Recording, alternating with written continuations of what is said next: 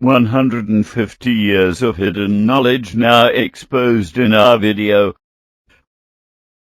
When your acid and alkaline is out of balance, the pH levels in your blood are compromised. Then your body is open to sickness and disease. For the funguses among us, already living and alive in human blood, for your blood is the river of your own life.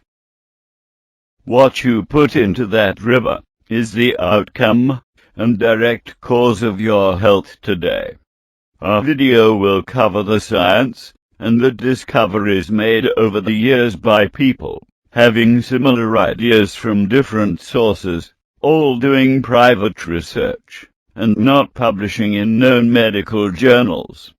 It is unfortunate that many caring scientists work in isolation, and for one reason or another a lot of information known by one is unknown by the others. Because their information is not shared or given hierarchical credit, many who follow are left in the dark and without the full picture. The world of medicine as we know it is going in a different direction. Why? Our video will explain their reasoning and what you can do to protect your own health. You will discover that it is in your own hands as we expose this hidden knowledge today. And with the help of our Father, Amen. From the Church of Philadelphia.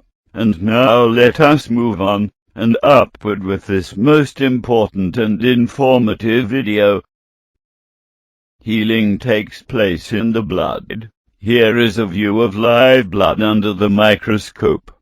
What is going on here with this sample? Red blood cells, shown in this sample, is called rouleau, because the blood cells are stacked. This is the worst stage of protein linkage. Suggested cause of the protein linkage: often poor protein digestion.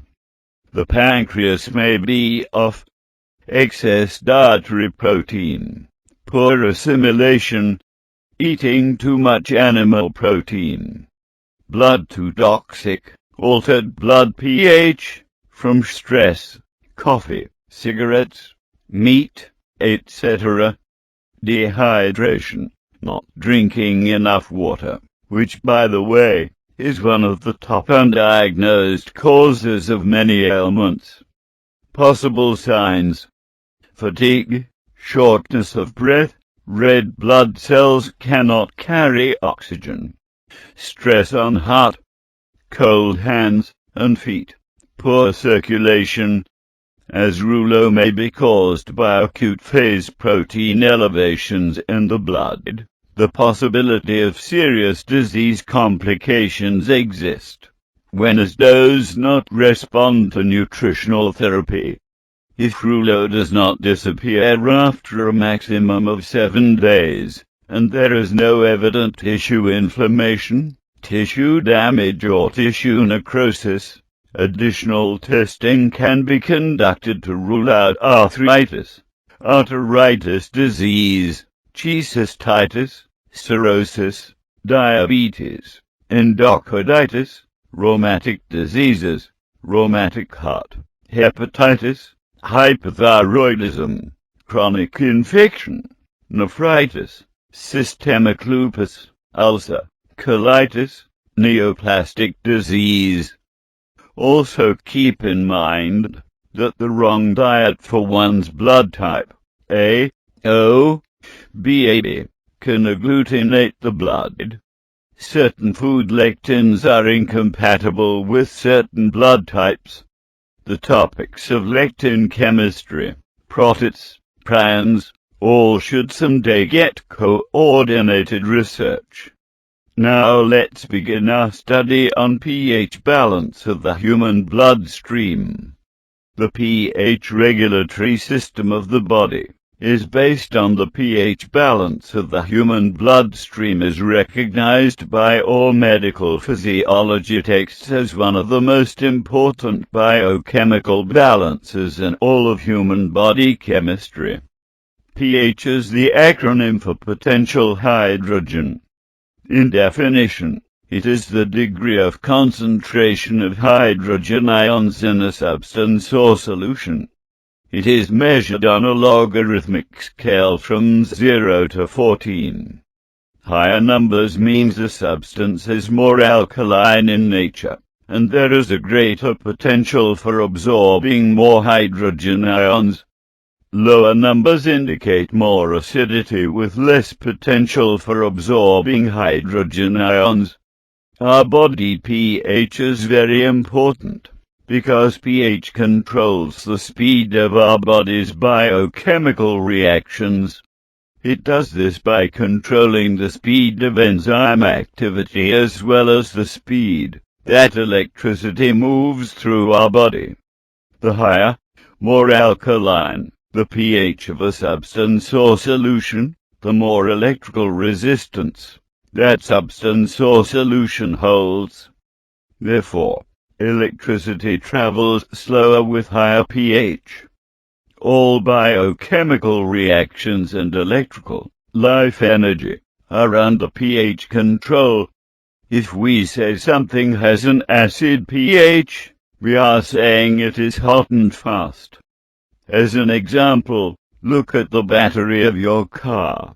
It's an acid battery. On cold days you want it to be hot and ready, and you want your car to start fast. Alkaline pH, on the other hand, biochemically speaking, is slow and cool. Compare it to an alkaline battery in a flashlight. You want that battery to be cool and to burn out slowly. Here is an example of how pH can control. Look around you at society in general. Do you see people getting exhausted, burned out, and quick to anger? Do you see a rise in violence? In part it could be due to the fact that people today lean to an acid pH. As a society we are running hot and fast. How did we get there? We guzzle coffee for breakfast, acid, burgers for lunch, acid, wash it down with king-size collars, acid, and have a pizza, more acid for dinner. In fact, with this scenario, you could easily correlate the rise of violence in our society with the increasing number of fast food restaurants on every corner. But I digress. However, this does lead me to the second part of the pH and digestive metabolic equation. pH is under the direct control of what we put into our mouths. Kind of makes sense, doesn't it?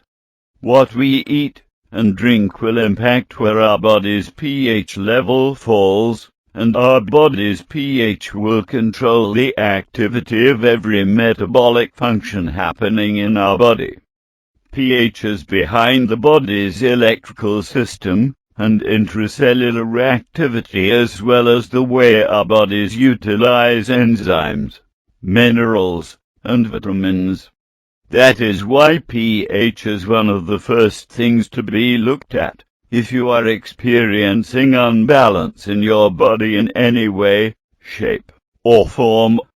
And since our body's pH level is a direct result of what we eat and drink, anytime we are experiencing imbalance, we need to look at what we have historically been eating and drinking, because this impacts our pH. It's a circle. You can't look at one without looking at the other. What we eat and drink is directly tied to the functioning of our digestive system, from our mouth through our small intestines and through our colon. That system plays the most important part in our physical well-being. This system, what we feed it, and how it impacts our pH, is the essential core that determines whether we have perfect health or not. It is really so simple. Now you may be thinking that all of this makes perfect sense. It is so simple that you would think that modern medicine could look at it, put two and two together and simply attempt to bring people back into balance through the food that they eat. Hippocrates said, "Let food be your medicine. Let medicine be your food." If it were only so simple. Modern medicine has gotten to where it is today in part through a scientific and philosophical debate that culminated in the 19th century. On one side of the debate was French microbiologist Antoine Béchamp. On the other side was French microbiologist Louis Pasteur. Béchamp and Pasteur strongly disagreed in their bacteriological theories. They argued heatedly about who was correct. It was the argument that changed the course of medicine. Pasteur promoted a theory of disease that described non-changeable microbes as the primary cause of disease. This is the theory of monomorphism. This theory says that a microorganism is static and unchangeable. It is what it is. Disease is solely caused by microbes or bacteria that invade the body from the outside. This is the germ theory.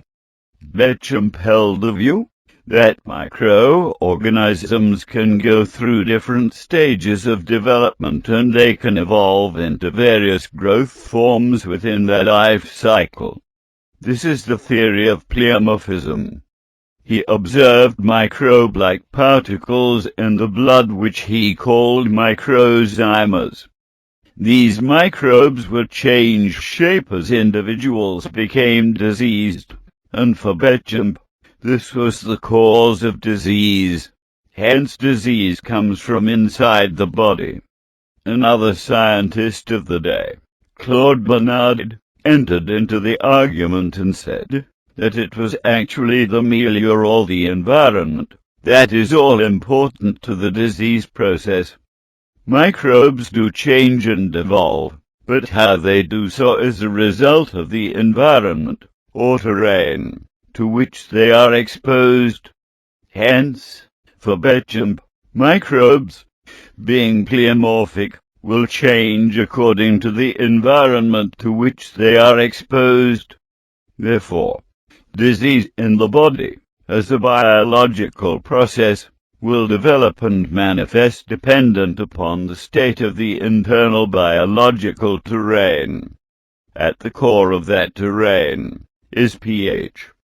Both men acknowledged certain aspects of each other's research, but Pasteur was the stronger, more flamboyant, and more vocal opponent when compared to the quiet Béchamp. Pasteur also came from wealth and had the right family connections. He went to great lengths to disprove Béchamp's view. Pasteur eventually managed to convince the scientific community that his view alone was correct. Béchamp felt that this diverted science down a deplorable road, a road that held only half the truth. On his deathbed, Pasteur finally acknowledged Béchamp's work and said, "Bernard was correct. The microbe is nothing. The terrain is everything." It was a 180-degree turnaround. With his death imminently at hand, he as much as admitted that his germ theory had flaws. But his admission fell on deaf ears. It was far too late.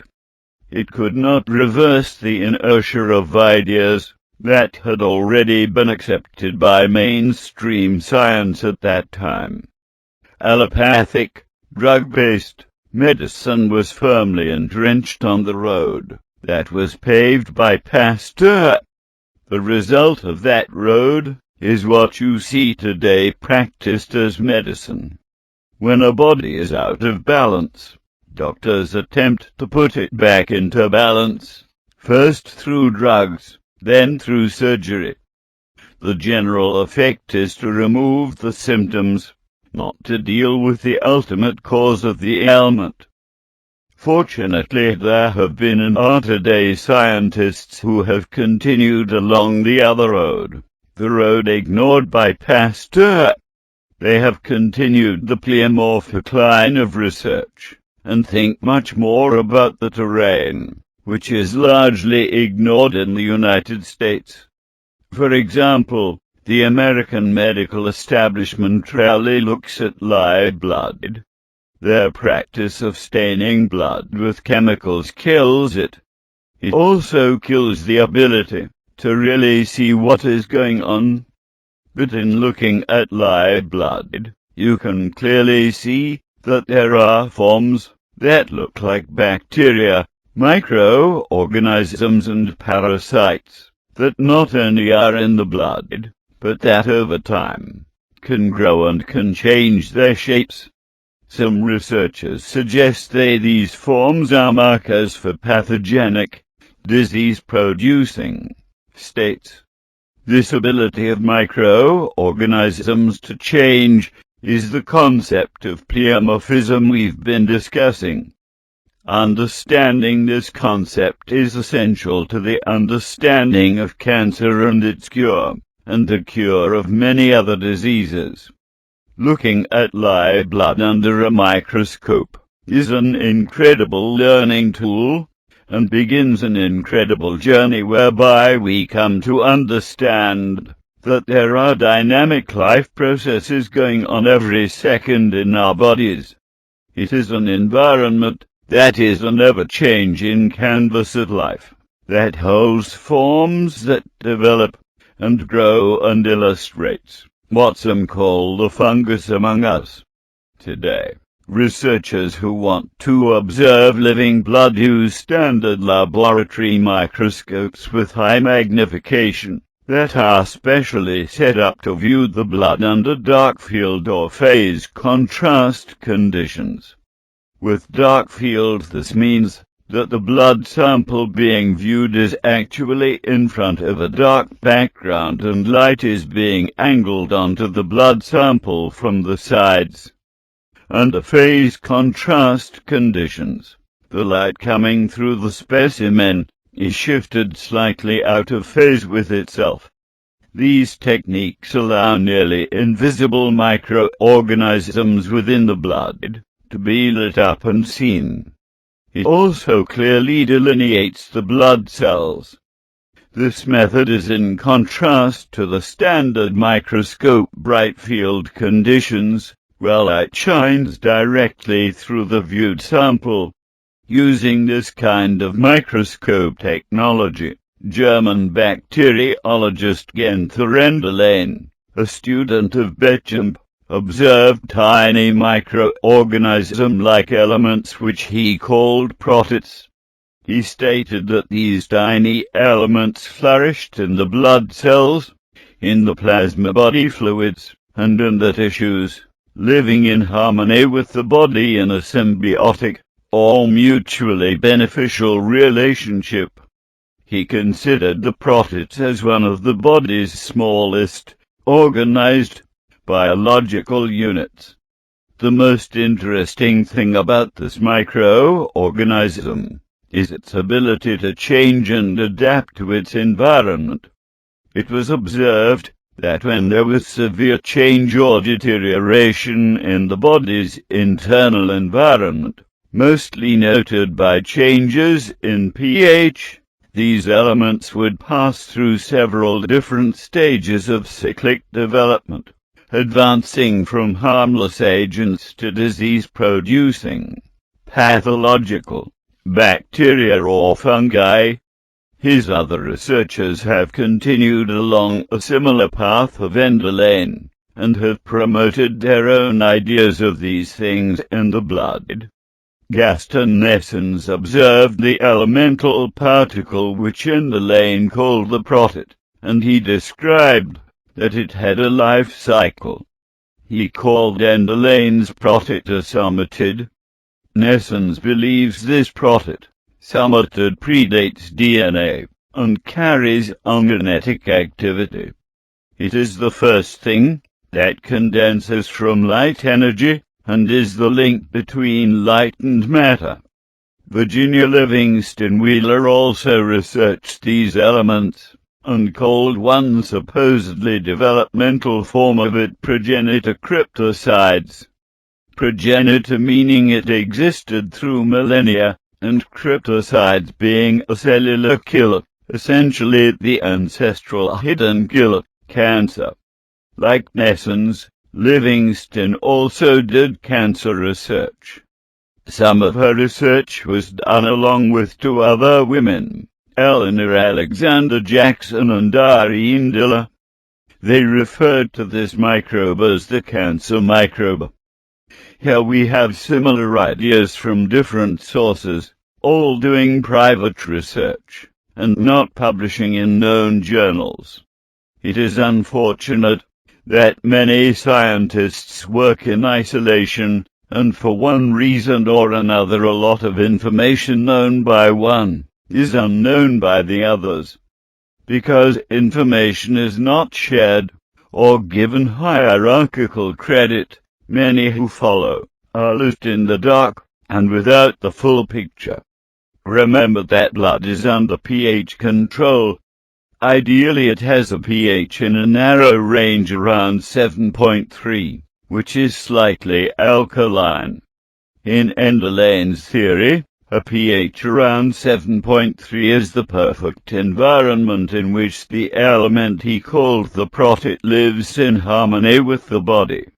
But when blood pH is disturbed, and is shifted out of that narrow range, these tiny elements, which hit those of us living microorganisms, can no longer survive. In order to survive, he suggested that they would change to a form which can survive. It is these new forms that he stated can become aggressive, parasitic, and pathogenic agents within the blood. Dr. Renderlane contended there are thousands of forms, and many of these are able to overcome the body's defense mechanisms, causing multiple disease situations. Some call it the cleptic microbe. Dark-field microscopic studies conducted by Dr. Rudolf Volsleben and Dr. Kurt Donsbach of the Hospital Santa Monica clearly illustrated the proliferation of many diverse elemental forms in the blood of their sick patients. What they observed was the dance of these microbial-looking forms in an expansive state and increasing with the pathology of their patients. They called it the cleptic microbe. Examining their patients' lived blood revealed many of these microbial-looking forms darting to and fro in the blood plasma. The more of the patient, the more forms observed. The sickest patients had swarming hordes of these forms within the blood, said to be causing great stress to their immune systems. The doctors learned that cleaning the blood of these forms allowed the rejuvenation of the immune system to progress in an orderly and rapid fashion. Curious scientists who spend a lot of time in the laboratory looking at live blood under the microscope often start to wonder about the pleomorphic concept. When they see the changes in the blood taking place and correlated with the progression of the disease process, many begin to see a pattern unfolding. This has prompted some to state that the over-acidification of the body, caused by an inverted way of eating and living, causes a proliferation of the fungus among us which debilitates the body, and, if not corrected, will ultimately cause our demise. Looked at in this light, it could be said that all illness is but this one constitutional disease. The result is mycotoxicosis, toxicity caused by mycotic infection, or in other words, by a yeast and fungus infection. These are the great decomposers of living and dead bodies. From ashes to ashes and dust to dust, This is nature's decomposing mechanism at work. Fascinating, isn't it? If you begin to understand this concept, you will begin to understand the prime reason why we get sick, and how we get sick, and you will realize that much of modern medicine is looking under the wrong stones for answers to many disease questions. They need to be looking at the environmental factors in and around the body itself. For years now, medicine has considered blood to be a sterile environment. But they're wrong. Unfortunately, dead wrong for some of their patients. Blood is not a sterile environment, nor is it a static environment. That environment can change, most notably through diet, and microbial appearing forms in the blood can evolve and change too.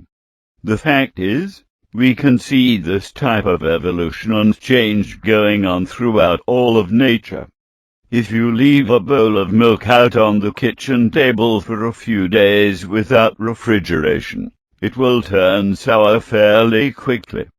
Did it turn sour because there was an outside germ that got into the milk? Probably not. It turned sour because tiny microbes already in the milk changed their form to adapt to a changed environment. The disease paradigm shift. One school of thought, modern medicine, says most diseases caused by germs or some form of static disease-causing microbe, the germ theory. In order to get well, you should kill the germs. Kill the microbes. Kill whatever is making you sick. Drugs, antibiotics, chemotherapy, radiation, surgery. The other school of thought, which encompasses most other forms of the healing arts unrelated to mainstream medicine, and quite often is battling government, says most diseases caused by some unbalance in the body. The unbalance occurs in some nutritional, electrical, structural, toxicological or biological equation. In order to get well, you need to re-establish balance in your body, by working with your body, not against it. For the pleomorphic scientists like Enderlein, Nessens, Livingston, and others, disease is in large measure a function of biology.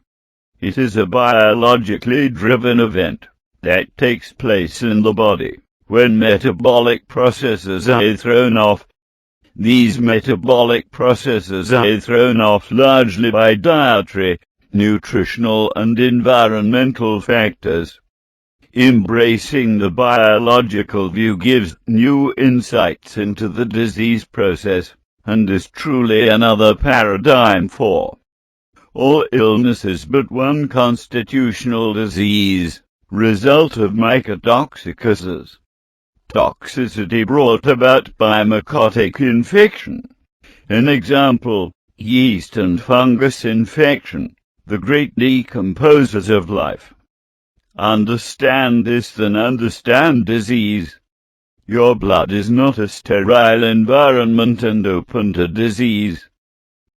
Now for the biology of disease. Colloids are particles that measure 0.01 to 0.0001 microns in diameter. That's about 400,000ths to 4 millionths of an inch. It has been hypothesized by some that there is some point in space and time where the colloids of life, the smallest of particles capable of expressing biological life in the physical realm, were begotten from the colloids of light. The spiritual realm. The first individual to maybe catch a glimpse of this occurrence was Anton Leeuwenhoek, who lived in the 17th century. He had ground glass to create the first microscope. In observing some rainwater he collected, he made note that there were tiny creatures moving about. Wondering where they came from, he did an experiment. He collected clean, fresh rainwater and sealed it in pipettes. At first, nothing was in the water. Hours and a few days later, still nothing was in the water. But on the fourth day, all of a sudden, little teeny creatures appeared. Where did they come from? It was spontaneous generation. Life out of light. Leo Wenhick took his research to Robert Boyle, the father of chemistry as we know it, and to Sir Isaac Newton, who wrote many of the principles of physics. They did not believe that life could beget from light, or in the way of thinking, from nothing. This was a time when the church played a big role in every major decision that was made. To have life, you must have procreation, a mother-father union. Since there was no mother or father that created Leo Wenhick's teeny creatures, his observations were surely flawed, and they were dismissed. What could not be dismissed, however, was the observation of a newly discovered microscopic world. It was a foundation for developing the beginning ideas of the germ theory, but what the germ theory failed to explain then, and fails to explain to this day, is the answer to the question: from where exactly do germs come? Where is the mother-father microbe? In any textbook of science, medicine, or biology, there is no explanation. When the germ theory took hold in the early years of biological science, the religious dogma of the time shaped the scientists' thoughts who formulated the theories. Since they had no concrete evidence to answer the question, they left it unanswered. And it remains unanswered today. And this is where a new paradigm unfolds. Germs and microbes are physical life forms. Life forms which have evolved from something. Since that something is not physically measurable, then it must be something that is on a higher vibrational or spiritual level. Hence, colloids of light, which beget the colloids of life. For an empirical scientist, speaking about colloids of light is akin to speaking mumbo-jumbo. How can there possibly be a spiritual or higher vibrational particle of existence, which for lack of better understanding I've called a colloid of light, which is unseen and unmeasurable? And how can a supposed colloid of light become a colloid of life? In answer to the first question, the truth of the matter is, empirical science only goes as far as the current state of physical technology allows. To go beyond that, you have to turn to inner guidance, intuition, and quite frankly, to a quantum physical or spiritual perspective. Regarding the second question, how can colloids of light become colloids of life? Doing an experiment can help to find an answer. From the writings of Dr. Kurt Donsbach, he calls this experiment making protozoa. The protozoa is among the most primitive and simplest of life forms. In any biology textbook, you'll never find a description of where protozoa come from, but yet you can create them in a test tube. If you take sterile water and put in some fresh hay or other grasses, then mix it up, you will have a solution that, upon microscopic examination, has nothing in it. You can scrape the blades of grass with a knife, and observe the scrapings, and you will still find nothing. But cork the tube, wait a few days and come back. Your mix will be teeming with bacteria, amoebas, and protozoa. Where did they come from? Under time-lapse photography, you would observe an amazing transformation. The grass blades would lose their striations and become more vesicular, filled with little bubbles or vacuoles. The vacuoles would begin to merge and gradually form a common membrane. After a few days, the little mass begins to move with a rhythmic, pulsing motion. Eventually the pulsing motion becomes more pronounced, and the glob appears to gather more energy. Soon it breaks away from the grassy shaft, and is a living mass, classified in biology texts as protozoa. From this point it can differentiate itself and other microorganisms appear. Fascinating, isn't it? Just what was that pre-protozoan mass pulsing with? Is it the beginnings of life? Could it be what's called the life force, or prana, kai, ek, the Holy Spirit? The higher vibrational essence of spirit, the spark of God? Colloids of light, the spiritual, higher vibrational stuff, beget the colloids of life, the physical manifestation of animate material substance.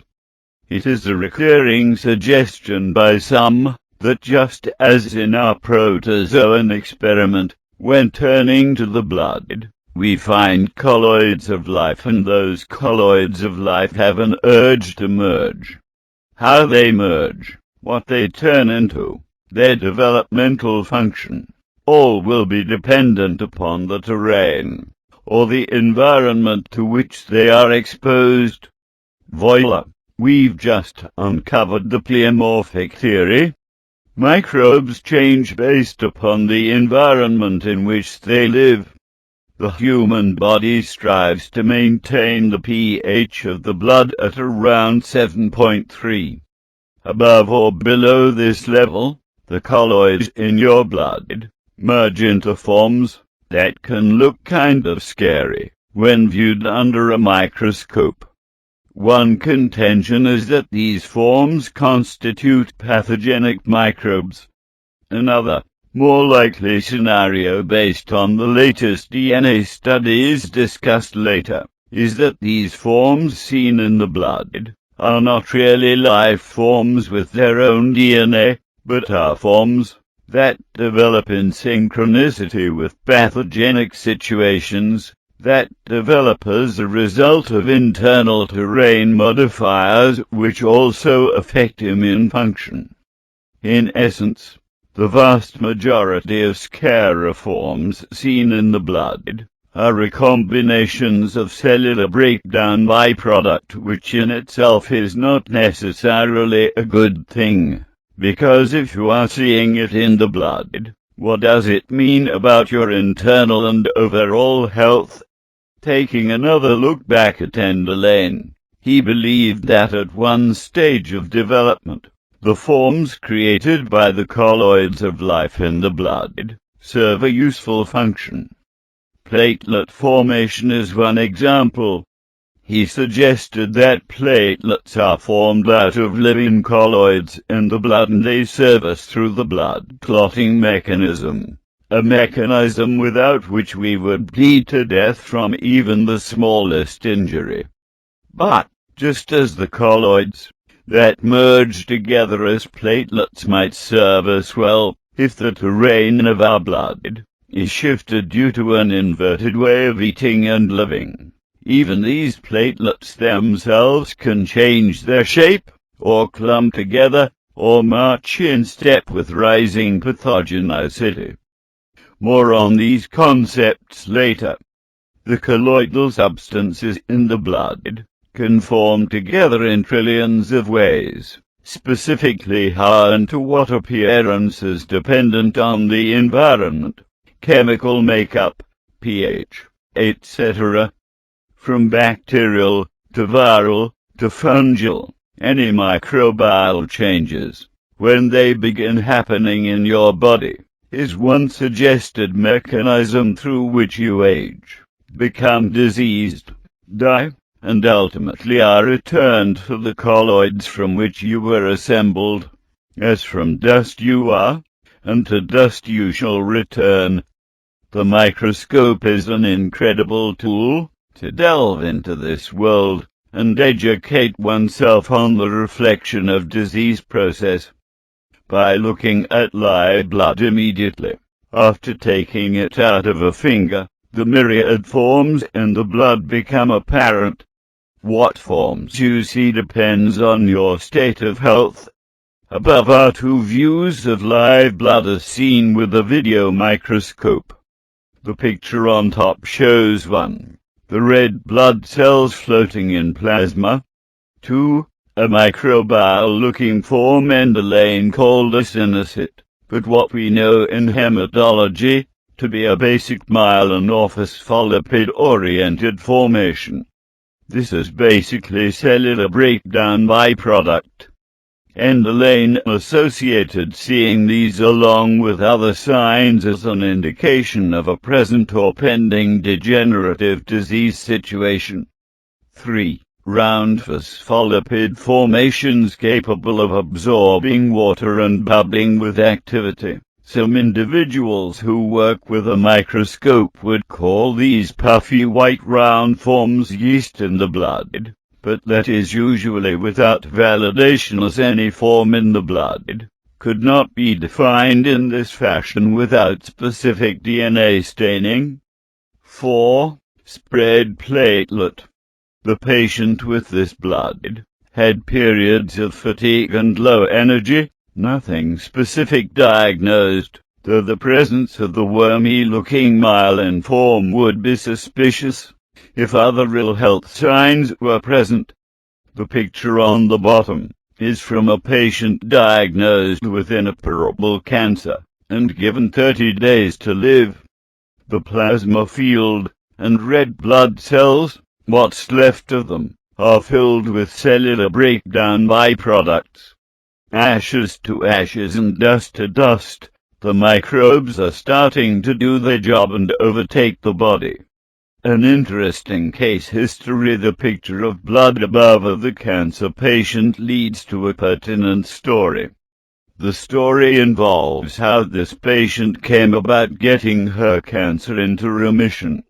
She was diagnosed as inoperable, and her medical doctor told her, because of her very poor state of health, there was nothing more they could do, and she had maybe 30 days to live. At the time, her husband had been seeing an alternative care practitioner for a problem of his own.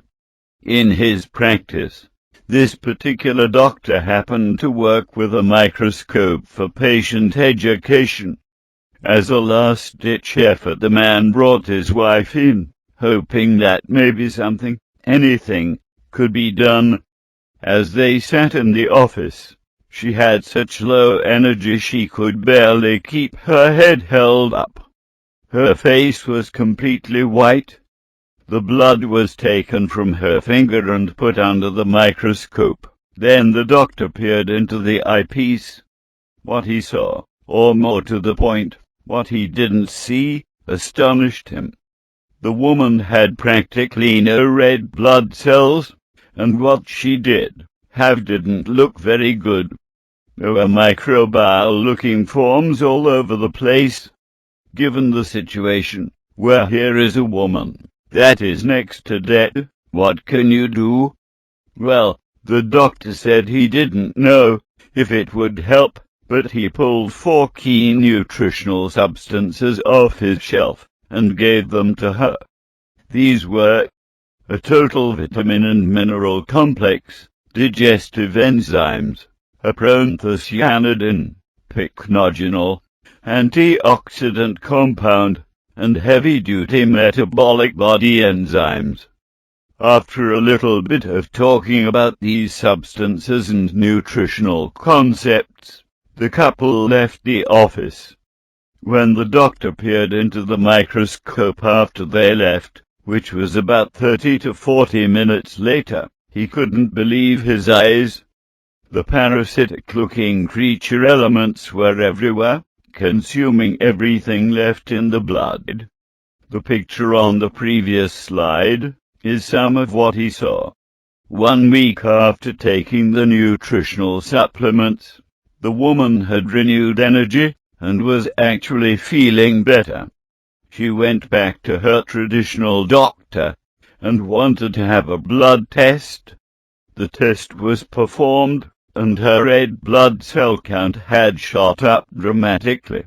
The doctor was rubbing his hands together, thinking that now they could restart her on something like chemotherapy.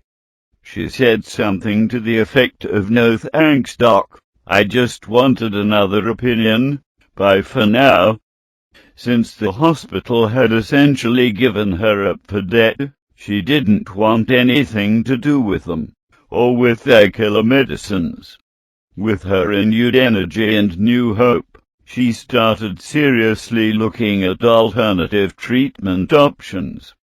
She settled on a course of action and found what she wanted south of the border in Mexico.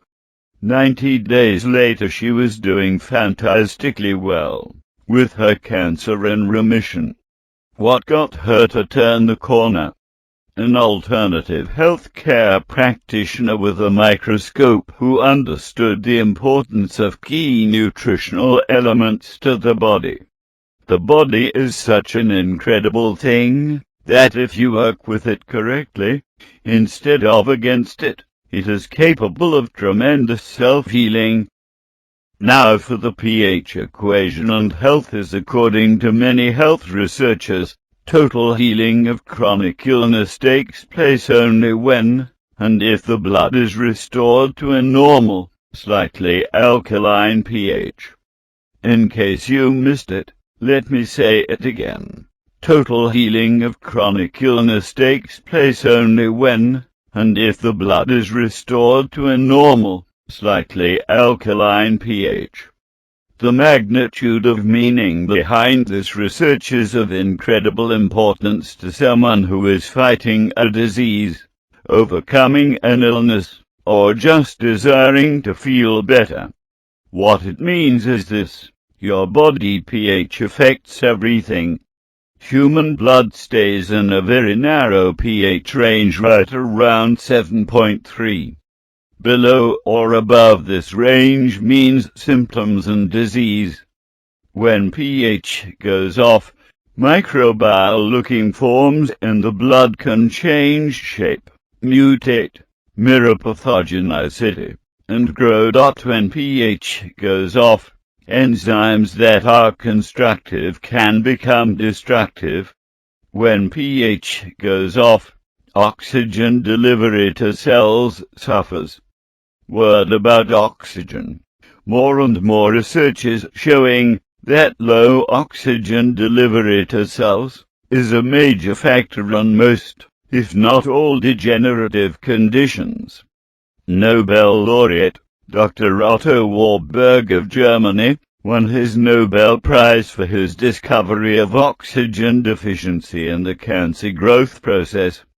As stated above, when pH is off and our bodies are running more acidic, our cells are getting less oxygen. Cancer thrives under an acid tissue pH, oxygen-deficient environment. Is it any wonder today that cancer rates are up? To recall how important oxygen is to your life, just stop breathing for a minute. Get the idea? Each cell in your body can breathe fully or not. Which it is depends upon having an optimum pH balance. Do you think keeping an eye on your body pH might be important in your life? pH controls the things you can't live without, like your brain. Your brain needs fuel to run, and the fuel it uses is glucose. But unlike other cells, your brain can't store glucose. It depends on the second-to-second supply from the bloodstream, a bloodstream that is affected by pH, which controls the efficiency of insulin, which allows sugar to enter into cells, which in turn controls blood sugar levels. your heart. William Philpott, MD, in his Biomagnetic Handbook, made an important body pH electrical connection.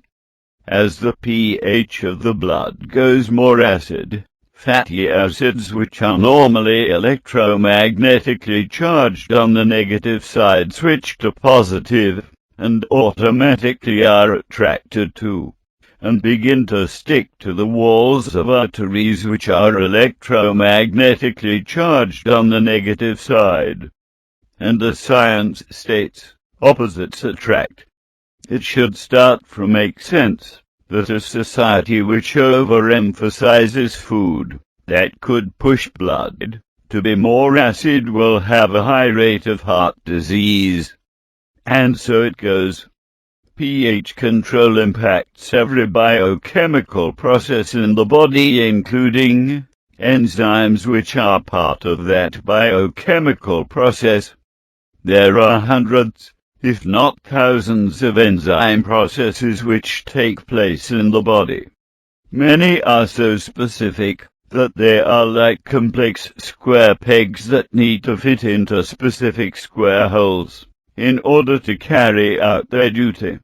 If blood pH is off balance even a little, some important pegs are not fitting their respective slots. Enzyme function and thus life itself begins to suffer. Mineral assimilation is affected by pH. Minerals have different pH levels at which they can be assimilated into the body. Minerals on the lower end of the atomic scale can be assimilated in a wider pH range, and minerals higher up on the scale require a narrower and narrower pH range in order to be assimilated by the body. For example, sodium and magnesium have wide pH assimilation ranges. It narrows somewhat for calcium and potassium, narrows more for manganese and iron, more for zinc and copper, more for iodine. Iodine, which is high up on the atomic scale, requires near-perfect pH for its assimilation into the body. Iodine, you may know, is one of the most important minerals for proper functioning of the thyroid. But the thyroid doesn't get access to iodine unless the body pH is near-perfect. With a society in a largely pH unbalanced state, one would suspect a lot of thyroid problems. Malfunctioning thyroids have been connected to arthritis, heart attacks, diabetes, cancer, depression, overweight, fatigue, and more. Are you starting to see the basic metabolic picture evolving here? Due primarily to agricultural soil depletion and over-acidic food consumption, mineral deficiency is a large problem facing most people today. And mineral deficiency relates to the quantity of life energy, or, more specifically, electricity, in our bodies. Body mineral content and balances control the quantity of electricity in our bodies. The speed at which the electricity flows is controlled by the body's pH balance. pH balance and the mineral connection. There are complex biochemical processes taking place in the body constantly in an attempt to keep blood pH as near perfect as possible. These are known as the pH buffering systems. These buffering systems need a good balance of minerals to work effectively. If we are getting inadequate mineral intake from the food we eat, we are going to start having problems with our pH balancing systems. And if our pH is unbalanced, what is the result? Well, by now you should start having a good idea. Pick your disease, choose your unbalance. Cancer, arthritis, diabetes, heart disease, chronic fatigue, allergies, obesity, just name it. If you don't feel good, one of the basic things that stands between you and perfect health is your body's pH, your basic metabolic body balance. While we're on the subject of minerals, did you know that minerals are as important as, if not more important than, vitamins? Minerals are coenzymes which help vitamins function. In the absence of minerals, vitamins can't do their job. Many minerals are referred to as trace minerals, which might make it seem as though they are of little importance, but nothing could be further from the truth. Minerals and their deficiencies have been implicated in a wide range of off-balance health conditions. Here are some examples. Supplementing a diet with sufficient chromium and vanadium can help prevent diabetes, and has been seen to reverse diabetes in those already diabetic, as vanadium is reportedly able to replace insulin in some cases. Copper deficiency is implicated in aneurysms, brain, aortic, etc. Magnesium is quite possibly the most important mineral for the reduction of coronary heart disease.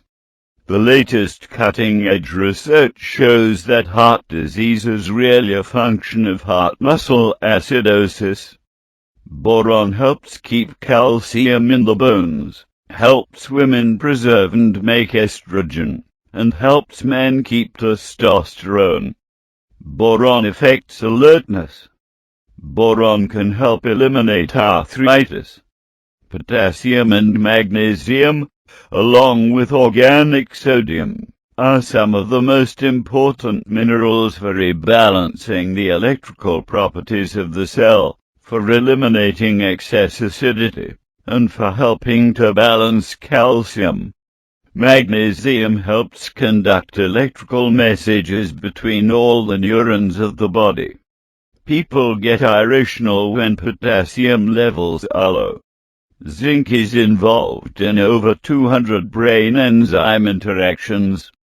Drinking zinc mixed with distilled water can stop anorexia nervosa in a day.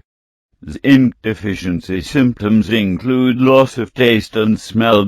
Zinc deficiency in children results in moodiness, depression, irritability, photophobia, light sensitivity, antagonism, temper tantrums and learning problems. Children who do poorly on achievement tests tend to have low iron levels. These children also display disruptive, impulsive, and irritable behavior in the classroom. Children who have high lead levels do more poorly overall. Most of these children's mineral imbalances go undiagnosed, and instead are medicated with drugs. Likewise, attention deficit disorder can often be eliminated by balancing nutritional trace minerals. There is no need to drug our children. Cigarette smoke is rich in cadmium, the blue color in the smoke. Cadmium is the most neurotoxic substance known to human beings. A low zinc, high cadmium ratio is implicated in learning disabilities. Zinc is needed to balance cadmium. Too much copper is an irritant to the brain. A story is told by Dr. Alex Shorss, a noted author, researcher, and nutritional mineral expert.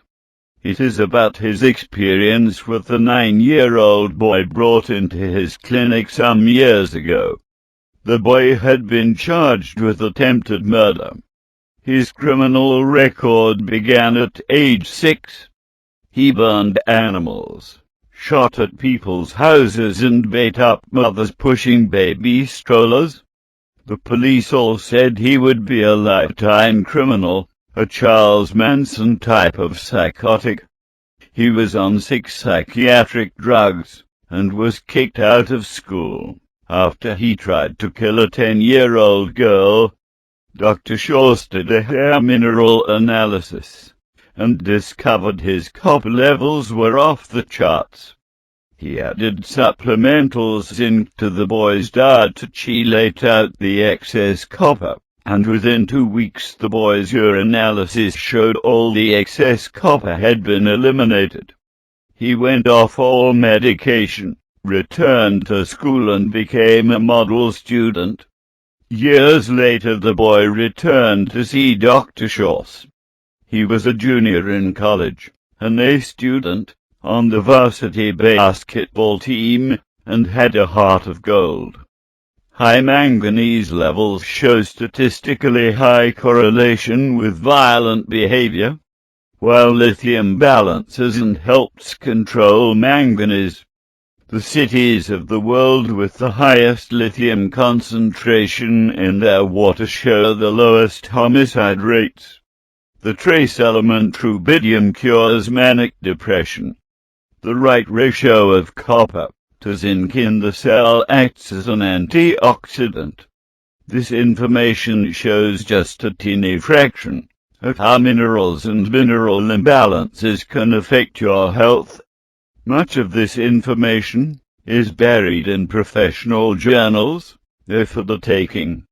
It appears that due to politics and the influence and strength that the medical drug industrial complex has over the suppression of information, these things stay buried. If this type of information, along with the other things we know, could be assimilated into our society, whether through the efforts of individuals or that of our government, and if people like doctors, psychiatrists, and dietitians were to act on it, we could lessen violence in our society, close jails, raise academic achievement, and greatly reduce outlays of public money for Medicare and Medicaid. We could see our health insurance premiums drop to about $50 a month for a family of 4, because we could eliminate our need for expensive hospital visits and treatments accepting emergency care for accidents. Without a doubt, the single most important thing you can do for your health is to supplement your diet with broad-spectrum trace minerals. They are that important. Your disease is in perfect harmony with your body from what you've learned so far. You should begin to understand the truth of this statement. When your body's mineral balances are off, your health is off. When your body's pH and basic metabolic processes are off, it sets up the internal environment that becomes the new playground for the opportunistic bugs, bacteria, viruses, fungi, etc. Earlier we talked of the concept of colloids of life in your blood, like the elemental forms called protoid, somatids, vis-a-vis, endolane and nescens. Whether actual life or not, one thing that is certain is how colloidal particles form and ultimately evolve is a function of pH, the terrain of the blood. What else is a constituent of the blood? How about the mineral balances we've been speaking about? Research has shown that microorganisms can evolve into different-looking forms when exposed to and combined with elements like heavy metals. And so it is in the blood. For example, some researchers contend that patients with high levels of mercury in their mouths will often exhibit specific pleomorphic microbe-looking elements in their blood. Is it possible that something like high levels of copper, as referenced in the story we just spoke about, are more than just an irritant to the brain? Might they set up the internal environment in the body whereby the colloids of life form into specific bugs that with some level of microbial consciousness are actually behind aggressive, violent or psychotic behavior? Something to think about perhaps, and in so saying, your blood may be much more than what you think it is. Your blood then is a reflection of who you are. Peering into the microscope and looking at live blood, you can see a reflection of cause and effect. When you're not feeling well, your blood doesn't look good.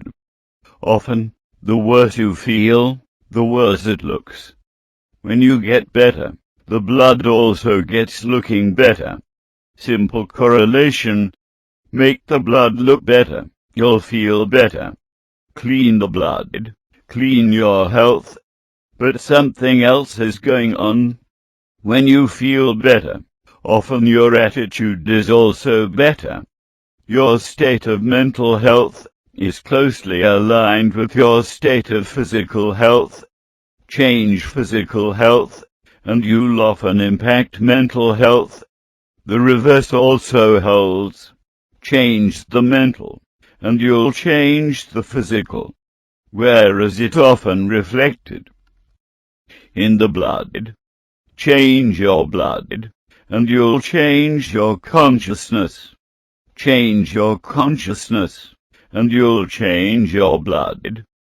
Our blood holds elements, the vibrational imprint of who we are. It contains the signature of our soul. As the Bible says, the life is in the blood. Stories abound that correlate these truths. I recall someone asking at a seminar if anyone had ever had a blood transfusion, and then felt different afterwards. One gentleman said he had had a few transfusions, and he definitely knew it when he had received his sister's blood, because while in the hospital he had the urge to get up and start cleaning. He also knew it when he got his brother-in-law's blood, because all he felt like doing was sitting around and watching TV. A humorous story maybe, but it holds some truth. In Australia, stories are told of the Aboriginal people donating blood as urban life encroaches upon their territory.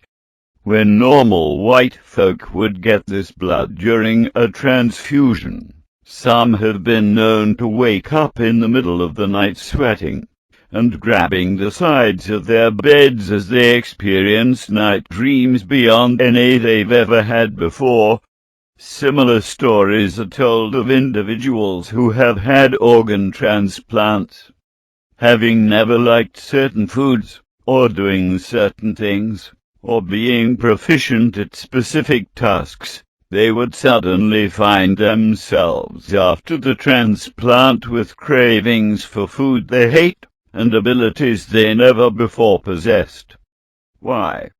The tissues of the body are fed by blood, which contains the vibrational imprint of who we are. Get someone else's blood or other organ tissue, and you have to assimilate their imprint and remake it your own.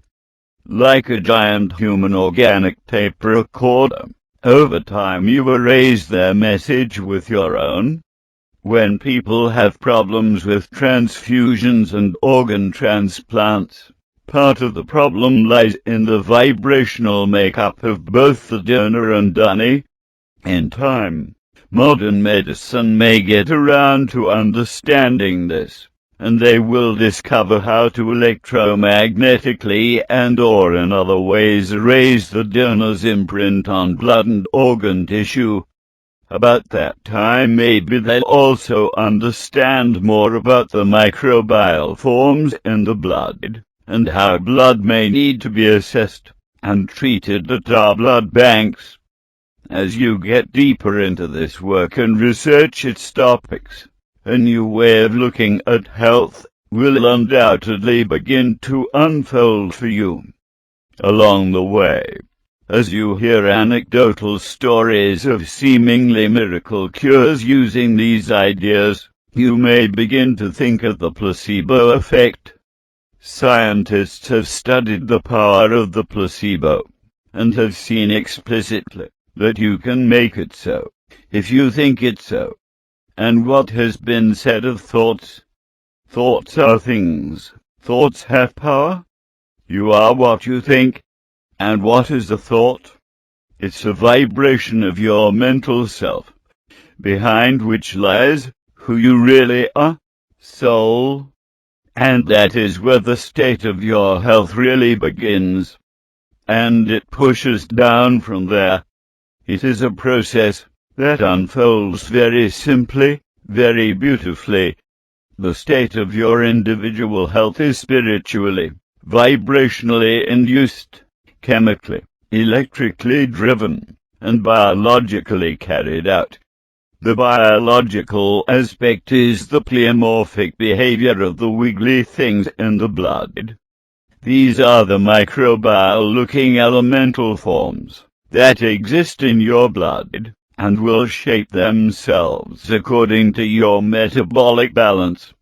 Their forms, and ultimately their function, are going to be driven and decided by the environment in which they live, and which you have provided through your eating, thinking, and living.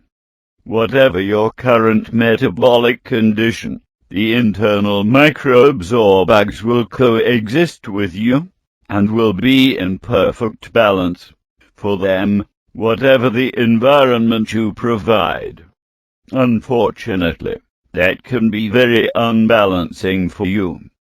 To get healthy, you must balance your internal environment and unbalance the bugs. What are differentiation between the internal and external parasites? According to the theories of Enderlein, the colloids of life in your blood, the protists, develop according to the terrain of the blood. At some stages of their development, he said, that they are outright pathogenic and parasitic, and constitute the real fungus among us. He believes these to be true, forever with us, internal parasites. Professor Enderlein called these parasite-looking forms endobionts, from the Greek endon equals internal, and bios equals life. He said we can never separate ourselves from them. We coexist in a mutually symbiotic relationship. We give them a vehicle for life. They give us blood forms like platelets, without which we couldn't exist. The endobiont appears in all mammalian species, and has shown evidence through some of its developmental forms to be of a plant nature. Our symbiotic union with them evidently occurred millions of years ago as our species grew into existence. Without some blood-clotting mechanism in place, mammals could have never evolved. Well, now that is some theory. From my own perspective, if this were true, it in no way counters the idea of creationism, as God simply created this incredible plan with astounding brilliance. It even throws a new wrinkle on the story of Adam and Eve. When Adam, the beginning of man, first ate a plant, herb or fruit, his form on earth was forever altered, and he would hence experience physical death. The internal parasite, which Enderlein points out actually looks like a snake or serpent in one of its developmental forms in the blood when you're dying, would one day see to it. Now you can draw your own inferences however they suit you. The most important thing is that the story as expressed by Enderlein was a theory born through observation.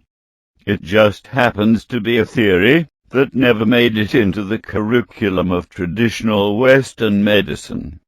This is too bad, because even though it appears to be largely unproven with the latest DNA testing, the opportunity to have it told to students of science means a couple of generations of medical practitioners missed the boat to understanding the critical importance of internal terrain investigation. Today we know that the forms which underline assign the attributes of life, which denotes independent DNA, to be in reality a vast assemblage of telomeric runs, lipids, lipoproteins, globin particles, actin strands, myelin forms, and in general phospholipid particles, which in effect are the body's own cellular breakdown byproduct. Enderlein called all of these things the endobient, the internal life form, and he saw them as active parasitic agents when the forms grew in size. But in reality they are as much connected to parasites as a broken rubber band floating in water can be called a snake. Parasites having independent life and identifiable DNA are very rare to observe in the blood. The external parasites, the internal forms referred to above, is in contrast to external parasites with which we occasionally come in contact. This is the area of external microbes and parasites that, when taken to extremes, intensifies into infectious diseases and epidemics. Medicine, through hygiene, has accomplished much in this area. The fact is, opportunistic bugs, bacteria, and viruses are all over the place, including inside you, me, and others. Some of us get sick, and some of us don't. As far back as the plagues of the Dark Ages, some lived and some died. Nobody knew why. Could it be that pH balance, mineral balance, nutritional balance, all have something to do with which bugs thrive inside us and which don't? Absolutely. Disease-producing organisms love off-balance metabolic conditions. It's just like Pasteur had finally admitted, but nobody was around to hear. Until somebody listens and metabolic balancing catches on, the experts will be left confused and scratching their heads, wondering why some people exposed to certain bacteria and viruses get sick and die, and some don't.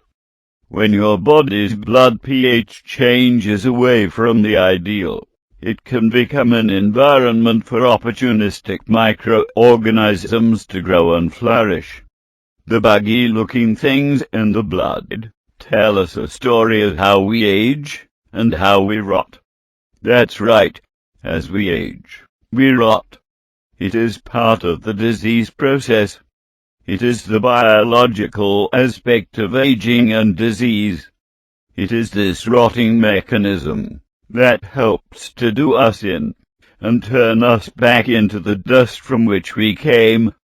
There is a pH biochemical process which lies behind this rotting mechanism, which I'll discuss in our next video to come on this subject. But you should also be aware as we talk that this is not the whole story on aging and disease, for there is also an electrical oxidative aspect. This is how we rust. The results of our study today reveals that all plants, herbs and fruits in their natural state that are created by God have the correct pH range of 7.3, which is the right alkaline base for his children to eat as good healthy foods. These plants, fruits, and vegetables should not be hybrids that have a lower pH, or in some cases, may also be high in pH that prevents your body from absorbing all the necessary minerals you need. Do the research. Don't take man's advice. Investigate and investigate again. For example, some hybrids that most people eat, thinking these are healthy foods, like the carrot, most varieties of spinach, celery, lemons, most oranges and most apples, to name a few. It is not a science to eat the right foods that which is the right level of pH, but stay away from all acid foods, and their byproducts meaning milk, cheese and butter. Also stay away from all blood and starch foods. Blood meaning all meats including chicken and fish. All starches meaning grains, like oats and wheat, and to include most flour products to name a few. If it is dead, bury it, for it is decaying, and it is not something you should eat. God's creation, the human body, is designed to heal itself with the right pH foods. However, when the cells are compromised, with mucus build-up and growing bacteria, sickness and illness are the end results. For the cells are slowly dying off, because the lack of oxygen, nutrients and the life-given energy source have stopped. Once this happens, it brings on decay, sickness and eventually early death. So beware of what you eat. Don't take science's word. Do the research, and you will be amazed how your present health issues will be corrected and even reversed.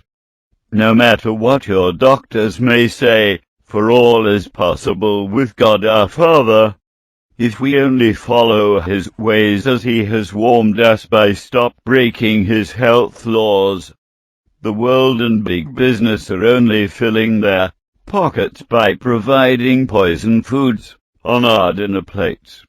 Then after you become really ill, they give us chemically based drugs, made by the big drug corporations, only to destroy the disease or attempt to surgically remove it, that which they have infested in us in the first place, only to shorten our lives and eventually kill us off. So please, my friends, beware of what you eat, for your own healthy life depends on it. This video is from the Church of Philadelphia.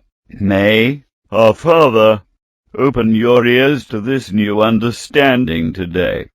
When you are sick, your body is telling you that you are breaking the health laws of the body. Medicine is to be your food, and food is to be your medicine.